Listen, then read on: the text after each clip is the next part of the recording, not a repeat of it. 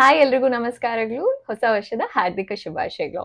ನೀವು ಈ ಸರಿ ಕ್ರಿಸ್ಮಸ್ಗೆ ಮತ್ತೆ ನ್ಯೂ ಇಯರ್ಗೆ ಏನಾದ್ರು ಗಿಫ್ಟ್ಸ್ ಖರೀದಿ ಮಾಡಿದ್ರಾ? ಅಥವಾ ಯಾವ್ದಾದ್ರು ಬೇಕಾಗಿರೋ ಐಟಮು ಅಥವಾ ಶಾಪಿಂಗು ಏನಾದ್ರು ಮಾಡೇ ಇರ್ತೀರಾ ಅಲ್ವಾ? ಎಷ್ಟೊಂದು ಪ್ಲಾಟ್ಫಾರ್ಮ್ಸ್ ಅಲ್ಲಿ ಎಷ್ಟೊಂದು ಆಫರ್ಸ್ಗಳ ಇತ್ತು. ನಾನ್ ಕೂಡ ಮಾಡಿದ್ದೀನಿ. ಸೊ ಹಾಗೆ ನೋಡ್ಬೇಕಂದ್ರೆ ನಿಮ್ಮ ಹತ್ರ ಹಣ ಇರ್ಬೇಕು ಅಂತ ಏನಿಲ್ಲ ಅಲ್ವಾ? ಒಂದ್ ಕಡೆ ಸರ್ಪ್ಲಸ್ ಅಮೌಂಟ್ ನಿಮ್ಗೆ ಸಿಗುತ್ತೆ. ನಾನ್ ಮಾತಾಡ್ತಾ ಇರೋದು ಕ್ರೆಡಿಟ್ ಕಾರ್ಡ್ಸ್ ಬಗ್ಗೆ.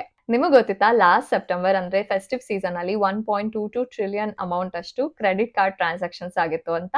ಹೌದು. ಹಾಗೆ ನೋಡ್ಬೇಕಂದ್ರೆ ಎಷ್ಟೊಂದು ಆಫರ್ಸ್ ಇತ್ತು. ದಸರಾ ಆಗಿರ್ಬೋದು, ದಿವಾಲಿ ಆಗಿರ್ಬೋದು, ಈ ಫೆಸ್ಟಿವಲ್ಸ್ಗೆಲ್ಲ ತುಂಬಾನೇ ಆಫರ್ಸ್ ನ ಬಿಟ್ಟಿದ್ರು. ಏನಾದ್ರೂ ಒಂದು ನೀವು ಬೈ ಮಾಡೇ ಇರ್ತೀರಾ ಅಲ್ವಾ? ಹೌದು.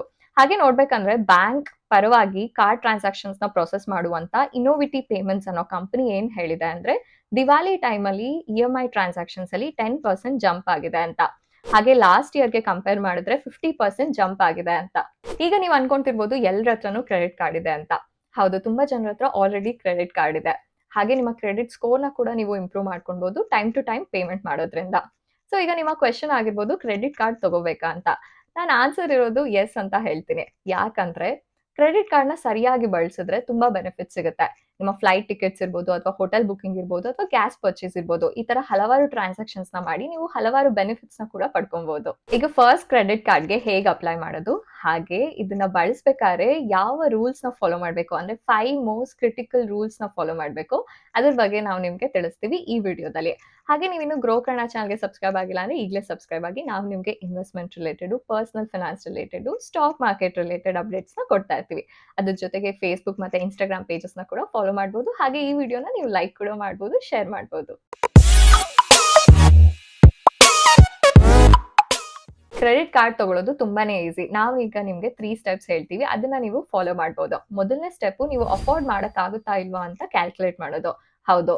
ಸೊ ಈಗ ಕ್ರೆಡಿಟ್ ಏನೋ ನಿಮ್ಗೆ ಸಿಗುತ್ತೆ ಅಂತ ಅನ್ಕೊಳ್ಳೋಣ, ಬಟ್ ಅದನ್ನ ನೀವು ಬಳಸಿದ್ರೆ ನೀವು ಪೇಮೆಂಟ್ ಮಾಡೋದಕ್ಕೆ ಏನ್ ದಾರಿ ಇದೆ ಅಂತ ನೋಡ್ಬೇಕಾಗುತ್ತೆ. ರೆಗ್ಯುಲರ್ ಸೋರ್ಸ್ ಆಫ್ ಇನ್ಕಮ್ ಅಂದ್ರೆ ತಿಂಗಳು ಒಂದು ಸೋರ್ಸ್ ಆಫ್ ಇನ್ಕಮ್ ನಿಮ್ಗೆ ಬರ್ತಿದ್ರೆ ಆಗ ನೀವು ಟೈಮ್ಲಿ ಪೇಮೆಂಟ್ಸ್ ನ ಮಾಡ್ಬೋದು, ಪ್ರಾಬ್ಲಮ್ ಜಾಸ್ತಿ ಆಗಲ್ಲ. ಬಟ್ ಆದ್ರೆ ರೆಗ್ಯುಲರ್ ಪೇಮೆಂಟ್ಸ್ ಇಲ್ಲ ಅಂತ ಅಂದ್ರೆ ಆಗ ಟೈಮ್ಲಿ ಪೇಮೆಂಟ್ಸ್ ಆಗಿಲ್ಲ ಅಂದ್ರೆ ಹೈ ಇಂಟ್ರೆಸ್ಟ್ ರೇಟ್ಸ್ ನಿಮ್ಗೆ ಚಾರ್ಜ್ ಆಗುತ್ತೆ. ಅದು ತುಂಬಾನೇ ಜಾಸ್ತಿ ಅಂತ ಹೇಳ್ಬೋದು ನಿಮ್ಮ ಪರ್ಸನಲ್ ಲೋನ್ಸ್ಗೆಲ್ಲ ಕಂಪೇರ್ ಮಾಡಿದ್ರೆ. ಸೊ ಆದ್ರಿಂದ ನೀವು ಒಂದ್ಸರಿ ಕುತ್ಕೊಂಡು ನಿಮ್ ಪೇಮೆಂಟ್ ದಾರಿ ಏನಿದೆ ಹಾಗೆ ಪೇಮೆಂಟ್ ಮಾಡಕ್ ಆಗುತ್ತಾ ಅನ್ನೋದ್ರ ಬಗ್ಗೆ ಯೋಚನೆ ಮಾಡಿ ಆಮೇಲೆ ಅಪ್ಲೈ ಮಾಡಿ. ಸೆಕೆಂಡ್ ಸ್ಟೆಪ್ ಬಂದು ಯಾವ ಫೈನಾನ್ಷಿಯಲ್ ಇನ್ಸ್ಟಿಟ್ಯೂಷನ್ ನ ಸೆಲೆಕ್ಟ್ ಮಾಡೋದು ಕ್ರೆಡಿಟ್ ಕಾರ್ಡ್ ಅಪ್ಲೈ ಮಾಡೋದಕ್ಕೆ ಅಂತ. ಈಗ ತುಂಬಾ ರೀತಿಯಾದ ಕ್ರೆಡಿಟ್ ಕಾರ್ಡ್ಸ್ ಅವೈಲೇಬಲ್ ಇದೆ. ಬೇರೆ ಬೇರೆ ಬ್ಯಾಂಕ್ ಅಲ್ಲಿ ಅಷ್ಟೇ ಅಲ್ದಿರ ಒಂದೇ ಬ್ಯಾಂಕ್ ಅಲ್ಲೂ ಕೂಡ ಹಲವಾರು ರೀತಿಯಾದ ಕ್ರೆಡಿಟ್ ಕಾರ್ಡ್ಸ್ ಅವೈಲೇಬಲ್ ಇದೆ. ಸೊ ನೀವೇನ್ ಮಾಡ್ಬೇಕಂದ್ರೆ ಬೆನಿಫಿಟ್ಸ್ ಏನೇನಿದೆ ಅಂತ ಫಸ್ಟ್ ನೋಡ್ಬೇಕು. ಹಾಗೆ ರೀಪೇಮೆಂಟ್ ಹೇಗ್ ಮಾಡೋದು, ಅದು ಈಸಿ ಮೆಥಡ್ ಇದೆಯಾ ಅಂತ ಅದನ್ನ ಕೂಡ ನೋಡ್ಬೇಕಾಗುತ್ತೆ. ಬೆನಿಫಿಟ್ಸ್ ಅಂದ್ರೆ ಟ್ರಾವೆಲ್ ಬೆನಿಫಿಟ್ಸ್ ಇರ್ಬೋದು ಅಥವಾ ಡೈನಿಂಗ್ ಬೆನಿಫಿಟ್ಸ್ ಇರ್ಬೋದು, ಕ್ಯಾಶ್ ಬ್ಯಾಕ್ ಇರ್ಬೋದು, ರಿವಾರ್ಡ್ ಪಾಯಿಂಟ್ಸ್ ಆಗಿರ್ಬೋದು, ಈ ರೀತಿ ಹಲವಾರು ಬೆನಿಫಿಟ್ಸ್ ಗಳಿರುತ್ತೆ. ಅದ್ರೊಳಗೆ ನಿಮ್ಗೆ ಯಾವ್ದು ಮೇನ್ ಇಂಪಾರ್ಟೆಂಟ್ ಅಂತ ನೀವು ಸೆಲೆಕ್ಟ್ ಮಾಡ್ಕೊಂಡು ಹಾಗೆ ಅದನ್ನ ಚೂಸ್ ಮಾಡ್ಕೋಬಹುದು. ಥರ್ಡ್ ಸ್ಟೆಪ್ ಬಂದು ನೀವು ಕ್ರೆಡಿಟ್ ಕಾರ್ಡ್ಗೆ ಎಲಿಜಿಬಲ್ ಇದೀರಾ ಅಂತ ಚೆಕ್ ಮಾಡೋದು. ಇಷ್ಟೊಂದು ಇನ್ಸ್ಟಿಟ್ಯೂಷನ್ಸ್ ಅಲ್ಲಿ ಕ್ರೆಡಿಟ್ ಕಾರ್ಡ್ ಎಲಿಜಿಬಿಲಿಟಿ ಕ್ರೈಟೀರಿಯಾ ಏನಿದೆ ಅದು ತುಂಬಾ ಸ್ಟ್ರೇಟ್ ಫಾರ್ವರ್ಡ್ ಮತ್ತೆ ಸಿಂಪಲ್ ಇರುತ್ತೆ. ಕೆಲವು ಕನ್ಸ್ಟೆಂಟ್ಸ್ ಇರುತ್ತೆ, ಅದನ್ನ ನೀವು ಮೀಟ್ ಮಾಡ್ಬೇಕಾಗುತ್ತೆ. ಹಾಗೆ ಬೇಸಿಕ್ ಡಾಕ್ಯುಮೆಂಟೇಶನ್ ಕೊಡ್ಬೇಕಾಗುತ್ತೆ, ಅದನ್ನ ಕೊಟ್ಟರೆ ನಿಮ್ ಕೆಲಸ ಆಗುತ್ತೆ ಅಂತ ಹೇಳ್ಬೋದು. ಹಾಗೆ ಕೆಲವು ಇನ್ಸ್ಟಿಟ್ಯೂಷನ್ಸ್ ನಿಮ್ಮ ಸಿಬಿಲ್ ಸ್ಕೋರ್ ಏನಿದೆ ಅದು 750 ಇರಬೇಕು ಮಿನಿಮಮ್ ಅಂತ ಎಕ್ಸ್ಪೆಕ್ಟ್ ಮಾಡ್ತಾರೆ ಕ್ರೆಡಿಟ್ ಕಾರ್ಡ್ ಇಶ್ಯೂ ಮಾಡ್ಬೇಕಾದ್ರೆ. ಹಾಗೆ ನೀವು ಅನ್ಪೇಡ್ ಲೋನ್ಸ್ ನ ಇಟ್ಕೊಳ್ದೇ ಇದ್ರೆ ತುಂಬಾ ಒಳ್ಳೇದು. ಹಾಗೆ ನಿಮ್ಮ ಕ್ರೆಡಿಟ್ ಸ್ಕೋರ್ ಏನಿದೆ ಅದನ್ನ ಹೆಲ್ದಿಯಾಗಿ ಇಟ್ಕೊಂಡಿರ್ಬೇಕು. ಬೇಸಿಕ್ಲಿ ಏನ್ ಎಕ್ಸ್ಪೆಕ್ಟ್ ಮಾಡ್ತಾರೆ ಅಂದ್ರೆ ಸೊ ನೀವು ಕ್ರೆಡಿಟ್ ಕಾರ್ಡ್ ಸ್ಪೆಂಡಿಂಗು ಮತ್ತೆ ಪೇಯಿಂಗ್ ಆಫ್ ಬಿಹೇವಿಯರ್ ಏನಿದೆ ಅದ್ರೊಳಗೆ ನೀವು ಒಳ್ಳೆ ಪರ್ಸನ್ ಆಗಿರ್ಬೇಕು ಅಂತ ಎಕ್ಸ್ಪೆಕ್ಟ್ ಮಾಡ್ತಾರೆ. ಭಾರತದಲ್ಲಿ ಕ್ರೆಡಿಟ್ ಕಾರ್ಡ್ ಯೂಸೇಜ್ ಏನಿದೆ ಅದು ತುಂಬಾನೇ ಜಾಸ್ತಿ ಆಗಿದೆ ಅಂತ ಹೇಳ್ಬೋದು ಪಾಸ್ಟ್ 2 ಡಿಕೆಡ್ಸ್ ಅಲ್ಲಿ. ಜಾನ್ 22 ಅಲ್ಲಿ number of credit cards issue ಆಗಿರೋದು 7.02 ಕ್ರೋರ್ಸ್ ಇದೆ. 2017ಗೆ ಕಂಪೇರ್ ಮಾಡಿದ್ರೆ ಇದು ತುಂಬಾನೇ ಜಾಸ್ತಿ ಅಂತ ಹೇಳ್ಬೋದು. 2017 ಅಲ್ಲಿ 2.9 ಕ್ರೋರ್ಸ್ ಇಶ್ಯೂ ಆಗಿತ್ತು. ಹಾಗೆ ನೋಡ್ಬೇಕಂದ್ರೆ ಕ್ರೆಡಿಟ್ ಕಾರ್ಡ್ ಯೂಸ್ ಮಾಡೋದೇನೋ ಈಸಿ, ಬಟ್ ಆದ್ರೆ ತುಂಬಾನೇ ರಿಸ್ಕ್ ಅಸೋಸಿಯೇಟೆಡ್ ಆಗಿರುತ್ತೆ ಅಂತ ಹೇಳ್ಬೋದು. ಆದ್ರಿಂದ ನೀವು ಸ್ಮಾರ್ಟ್ ಕ್ರೆಡಿಟ್ ಕಾರ್ಡ್ ಯೂಸರ್ ಆಗೋದು ತುಂಬಾನೇ ಇಂಪಾರ್ಟೆಂಟ್ ಇದೆ. ಈಗ credit card related problems, traps ಇದನ್ನೆಲ್ಲ ನೀವು ಅವಾಯ್ಡ್ ಮಾಡ್ಬೇಕು ಅಂದ್ರೆ ನಾವು ಹೇಳೋ 5 ರೂಲ್ಸ್ ನ ನೀವು ಫಾಲೋ ಮಾಡ್ಬೇಕು. ಫಸ್ಟ್ ರೂಲ್ ಬಂದು ಸ್ಟ್ರಿಕ್ಟ್ಲಿ ನಿಮ್ ಬಜೆಟ್ ನ ಮೇಂಟೈನ್ ಮಾಡೋದು. ಹೌದು, ತಿಂಗಳು ನೀವು ಇಷ್ಟು ಬಜೆಟ್ ಅಂತ ನೀವು ಹಾಕೊಂಡು ಇಷ್ಟು ಮಾತ್ರ ಸ್ಪೆಂಡ್ ಮಾಡ್ಬೇಕು ಅಂತ ನೀವು ಕರೆಕ್ಟ್ ಆಗಿ ತಿಳ್ಕೊಂಡಿರ್ಬೇಕು. ಆಗ ಮಾತ್ರ ಕ್ರೆಡಿಟ್ ಕಾರ್ಡ್ ನ ಯೂಸ್ ಮಾಡೋದು ಬೆನಿಫಿಷಿಯಲ್ ಆಗಿರುತ್ತೆ. ಯಾಕಂದ್ರೆ ನೀವೇನಾದ್ರು ಫ್ರೆಂಡ್ಸ್ ಜೊತೆ ಹೋಗ್ತೀರಾ ಅಂತ ಅನ್ಕೊಳ್ಳಿ, ಆಗ ಏನೋ ಇಷ್ಟ ಆಗುತ್ತೆ, ಆಗ ನೀವು ಓವರ್ ಸ್ಪೆಂಡಿಂಗ್ ಮಾಡ್ಬೋದು. ಅಂದ್ರೆ ಇಷ್ಟ ಬಂದಿದ್ದೆಲ್ಲ ಬೈ ಮಾಡೋದಕ್ಕೆ ಶುರು ಮಾಡ್ಬೋದು, ಎಲ್ಲಂದ್ರಲ್ಲಿ ಸ್ವೈಪ್ ಮಾಡೋದಕ್ಕೆ ಶುರು ಮಾಡ್ಬೋದು. ಸೊ ನೀವೇನಾದ್ರು ಕ್ವೆಶ್ಚನ್ ಕೇಳಿದ್ರೆ ನಾವು ಏನ್ ಬೇಕಾದ್ರೂ ತಗೋಬಹುದಾ, ಎಲ್ ಬೇಕಾದ್ರೂ ಸ್ವೈಪ್ ಮಾಡ್ಬೋದಾ ಅಂತ ಆನ್ಸರ್ ಬಂದು ಸ್ಟ್ರಿಕ್ಟ್ಲಿ ನೋ. ಹಾಗೆ ಒಂದು ಸೇಯಿಂಗ್ ಇದೆ, ಜಾಸ್ತಿ ಪವರ್ ಜೊತೆ ಜಾಸ್ತಿ ರೆಸ್ಪಾನ್ಸಿಬಿಲಿಟಿ ಕೂಡ ಬರುತ್ತೆ ಅಂತ. ಹೌದು, ಎಷ್ಟು ಅಮೌಂಟ್ ಅವ್ರು ನಿಮ್ಗೆ ಯೂಸ್ ಮಾಡಕ್ ಕೊಡ್ತಿದಾರೋ ಅಷ್ಟೇ ನೀವು ನೆಕ್ಸ್ಟ್ ಮಂತ್ ರೀಪೇಮೆಂಟ್ ಕೂಡ ಮಾಡ್ಬೇಕಾಗುತ್ತೆ. ಮಾಡಕ್ಕಾಗಿಲ್ಲ ಅಂದ್ರೆ ನೀವು ಸಾಲದ ಸುಳಿಯಲ್ಲಿ ಸಿಕ್ಕಾಕೊಂತೀರಾ. ಹಾಗೆ ಹೈ ಇಂಟ್ರೆಸ್ಟ್ ರೇಟ್ಸ್ ಕೂಡ, ಅದ್ರ ಜೊತೆಗೆ ನಿಮ್ಮ ಕ್ರೆಡಿಟ್ ಸ್ಕೋರ್ ಕೂಡ ಎಫೆಕ್ಟ್ ಆಗುತ್ತೆ. ಹೌದು, ಅದ್ರ ಜೊತೆಗೆ ಇನ್ನೊಂದು ಪಾಯಿಂಟ್ ಇದೆ, ಕ್ರೆಡಿಟ್ ಯುಟಿಲೈಸೇಷನ್ ರೇಷಿಯೋ ಅಂತ. ಏನಿದು ಅಂತ ಕೇಳ್ತೀರಾ?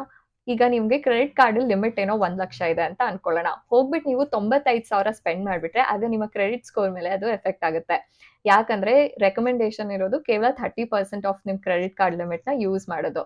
ಆಗ ನೀವು ಸೇಫ್ ಝೋನ್ ಅಲ್ಲಿ ಇರ್ಬೋದು. ಸೆಕೆಂಡ್ ರೂಲ್ ಬಂದು ನಿಮ್ಮ ಕ್ರೆಡಿಟ್ ಕಾರ್ಡ್ ಲಿಮಿಟ್ ಏನಿರುತ್ತೆ ಅದನ್ನ ಎಕ್ಸ್ಪ್ಯಾಂಡ್ ಮಾಡದೇ ಇರೋದು. ಹೌದು, ಫಸ್ಟ್ ಏನೋ ಅವ್ರು ನಿಮ್ಗೆ ಕ್ರೆಡಿಟ್ ಕಾರ್ಡ್ ಲಿಮಿಟ್ ನ ನಿಮ್ಮ ಸ್ಯಾಲರಿ ಮತ್ತೆ ಇನ್ಕಮ್ ನೋಡಿ ಸೆಟ್ ಮಾಡಿ ಕೊಟ್ಟಿರ್ತಾರೆ. ಅದಕ್ಕೆ ನಿಮ್ ಸ್ಯಾಲರಿಯಿಂದ ಬರುವಂತ ಅಮೌಂಟ್ ಇಂದ ರೀಪೇಮೆಂಟ್ಗೆ ಅದು ಸೆಟ್ ಆಗುತ್ತೆ.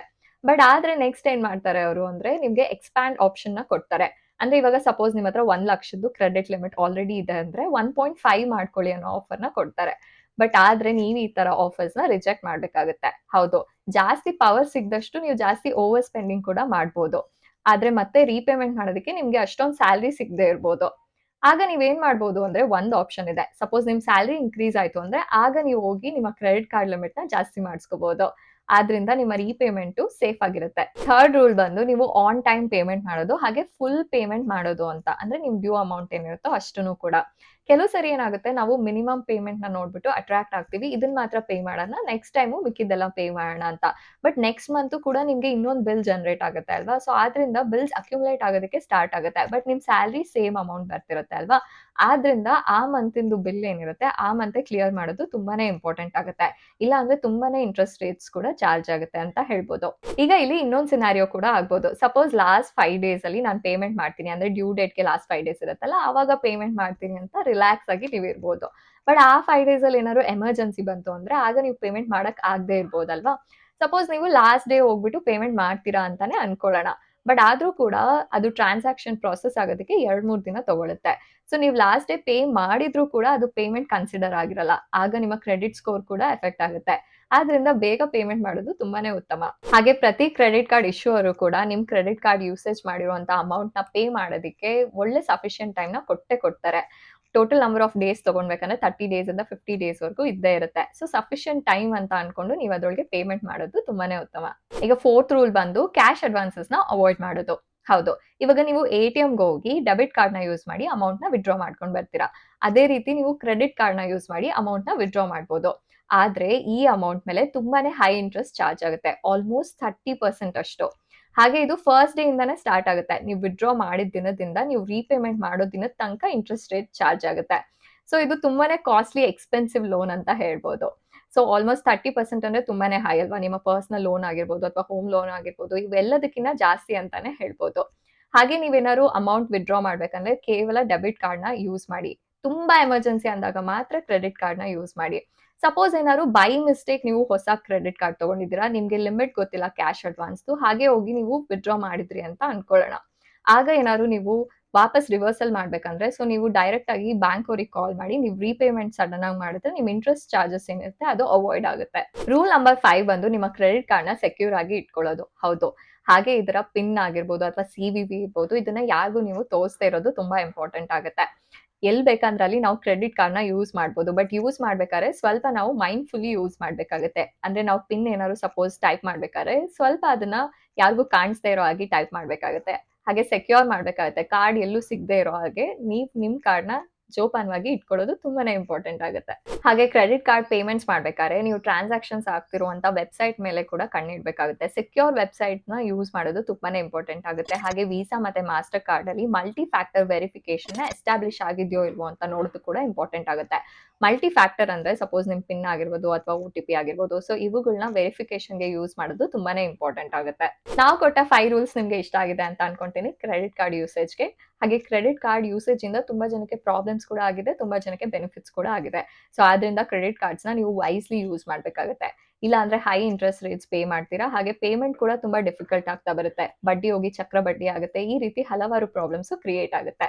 ಸೊ ಆದ್ರಿಂದ ಕ್ರೆಡಿಟ್ ಕಾರ್ಡ್‌ನ ತುಂಬಾ ವೈಸ್ಲಿ ಯೂಸ್ ಮಾಡಿ. ಹಾಗೆ ಅದರ ಲಿಮಿಟ್‌ನ ಕೂಡ ತುಂಬಾ ವೈಸ್ಲಿ ಸೆಟ್ ಮಾಡಿ ಅಂತ ಹೇಳ್ತೀನಿ. ಹಾಗೆ ಈ ವಿಡಿಯೋ ಕೇವಲ ಎಜುಕೇಷನ್ ಪರ್ಪಸ್‌ಗೆ ಮಾತ್ರ. ಹಾಗೆ ನೀವು ಇನ್ನೂ ಗ್ರೋ ಕನ್ನಡ ಚಾನಲ್‌ಗೆ ಸಬ್ಸ್ಕ್ರೈಬ್ ಆಗಿಲ್ಲ ಅಂದ್ರೆ ಈಗಲೇ ಸಬ್ಸ್ಕ್ರೈಬ್ ಆಗಿ. ನಾವು ನಿಮ್ಗೆ personal finance related, investment related ಹಾಗೆ ಸ್ಟಾಕ್ ಮಾರ್ಕೆಟ್ ರಿಲೇಟೆಡ್ ಅಪ್ಡೇಟ್ಸ್‌ನ ಕೊಡ್ತಾ ಇರ್ತೀವಿ. ಹಾಗೆ ಫೇಸ್‌ಬುಕ್ ಮತ್ತೆ ಇನ್‌ಸ್ಟಾಗ್ರಾಮ್ ಪೇಜಸ್‌ನ ಕೂಡ ನೀವು ಫಾಲೋ ಮಾಡ್ಬೋದು. ಹಾಗೆ ಈ ವಿಡಿಯೋನ ಲೈಕ್ ಮಾಡೋದನ್ನ ಮರಿಬೇಡಿ. ಧನ್ಯವಾದಗಳು.